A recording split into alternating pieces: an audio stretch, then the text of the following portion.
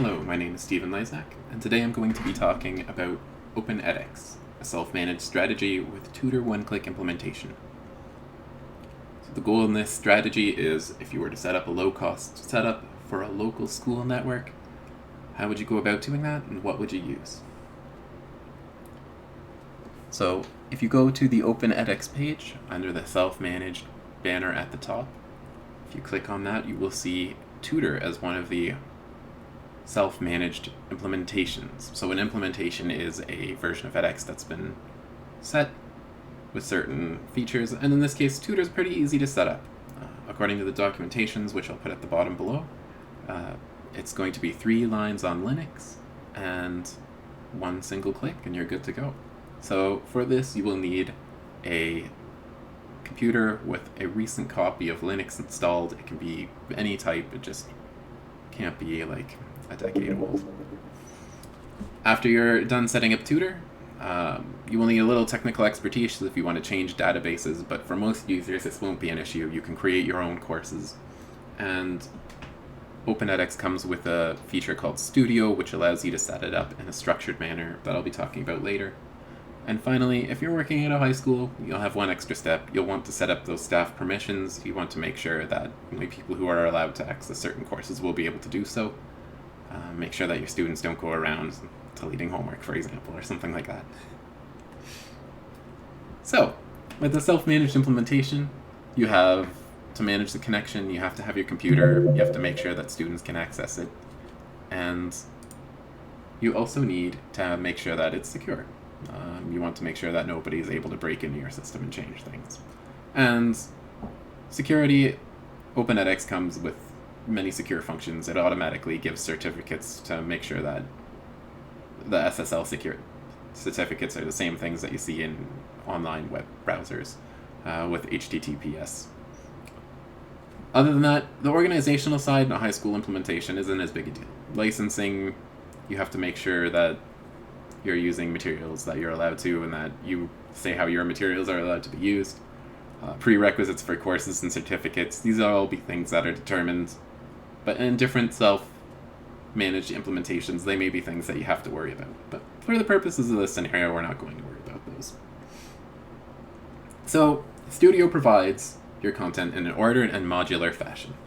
So you will see that you have sections, the top green box here. Subsections are parts of those, units are parts of those, and components are the last thing. So sections will be, if we want to look at an example here, a section may be a week of your course. So in this week, you'll have a lesson. So let's say a social student. You may have other lessons. So if you look at the bottom of this image, you'll see homework 2, forum introduction. That'll be a section. Community discussion could be a section. And in these sections, you'll have units. Units are the individual pages that students are going to see that contain components, which are the bottom part, and they're not depicted in this. Components will be your text, your video, your images, your audio, the parts that will be in the final web page. And this doesn't need to necessarily be a top to bottom one-way directional flow. You can have users give permission so that they can create their own components in units, or they can create their own units in a subsection. So there is a little bit of flow, a little bit of flexibility to that, so it can be used in different educational approaches. Some additional common options you'll see in a high school situation. Web UI for remote administration. So let's say you're at home on the weekend, you want to do some changes to your course instead of going into the school to do it there. You're able to remote log in and do those changes. Or creating a mobile app. So Tutor comes with a built-in implementation option of being able to create an app that students will be able to interact with Open EdX and will be able to view the materials on their Android phones. And this can be, Open EdX is a cross-platform app. It is definitely available for Mac implementations on mobile as well. So a quick summary of pros and cons. This has a simple setup compared to other MOOC options. Being able to do 3 lines and a click is definitely a lot easier than having to install Docker by hand, going through all of these details by hand. The studio resource that comes with Open EdX is very valuable. You can create structured and modular courses. You have resource connectivity. You have multimedia presentations of any format.